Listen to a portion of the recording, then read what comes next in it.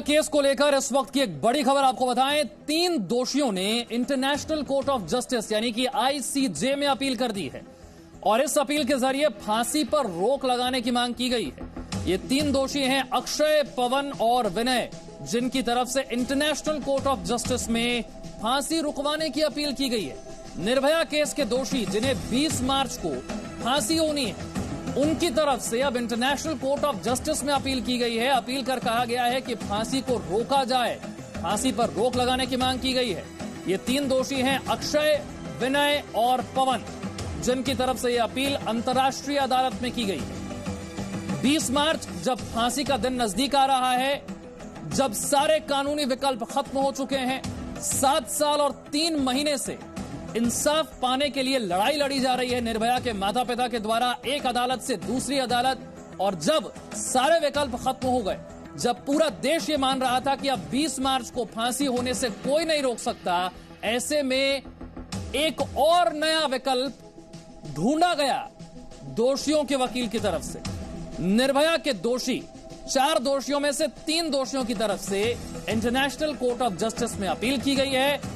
फांसी को टालने के लिए यह अपील है। इससे पहले भी हमने देखा है किस तरह से दोषियों के वकील कोई ना कोई नया कानूनी विकल्प, कोई ना कोई नया पैंतरा ढूंढ कर ले आए जो फांसी को टाल सके, फांसी की तारीख को आगे बढ़ा सके।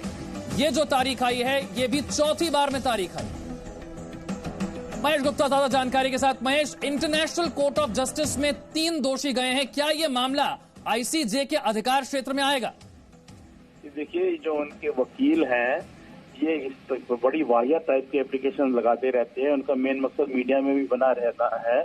और आप ये देखेंगे कि पुराने भी जो एप्लीकेशन जब इन्होंने लगाई थी, रिव्यू पिटीशन, कितना सेंसिटिव इशू है कि किसी को फांसी की सजा हो, फांसी की सजा से बरी करवाने के लिए इनके वकील ने क्या प्ली ली थी कि दिल्ली में तो बहुत पोल्यूशन है, पोल्यूशन से लोग मरते हैं, इसलिए इनकी फांसी को उम्र कैद में बदल दिया जाए।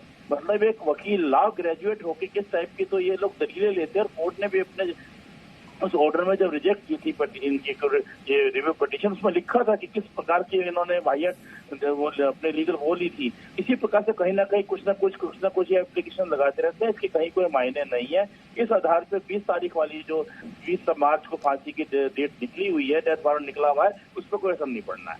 यानी कि कोई असर नहीं पड़ेगा। लेकिन क्या ये मामला इंटरनेशनल कोर्ट ऑफ जस्टिस के अधिकार क्षेत्र में आता है? ये बिल्कुल नहीं है, ऐसा नहीं होता है। जो इंटरनेशनल कोर्ट ऑफ जस्टिस है, उसके अंदर दूसरे मामले जाते हैं जो कई देशों से जुड़े हुए होते हैं, वो इशू वहाँ पे पहुंचते हैं। इस प्रकार के नहीं है। जैसे कि आपने पहले भी देखा था कि जो जाधव वाला एक मामला था, उसके अंदर भारत तो क्या था कि वहाँ पर उसको न्याय नहीं मिल रहा है, क्योंकि वो भारत, यानी कि अगर 2 देशों के बीच में कोई विवाद है, वो सुलझाने के लिए आप अंतर्राष्ट्रीय अदालत जाएं, ये बात समझ में आती है। लेकिन जिस देश में आपने क्राइम किया है, उसकी सर्वोच्च अदालत अगर आपको दोषी मानती है, वहां के राष्ट्रपति अगर आपकी दया याचिका खारिज कर देते हैं, क्या यह विकल्प बनता भी है? नहीं, देखिए, हमारे जो कानून में है वो सिर्फ यही है कि आपके ट्रायल कोर्ट में ट्रायल होती है, उसके बाद अपील हाई कोर्ट में है, अपील के बाद सुप्रीम कोर्ट में अपील है, अपील के बाद रिव्यू पिटीशन है, रिव्यू पिटीशन के बाद प्यूरिटी पिटीशन है, उसके बाद राष्ट्रपति के पास मर्सी पिटीशन है या दया याचिका है।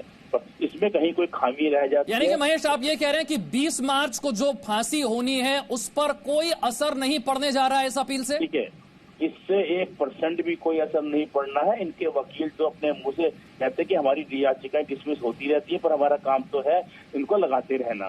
वो अपने मुंह से जो है वो हमारे सामने इस बात को कबूल करते हैं। ठीक है, बहुत बहुत शुक्रिया महेश इस जानकारी के लिए। 20 मार्च को होने वाली फांसी पर इस अपील का कोई असर नहीं होगा, जैसा कि हमारे संवाददाता महेश बता रहे। बहुत बहुत शुक्रिया।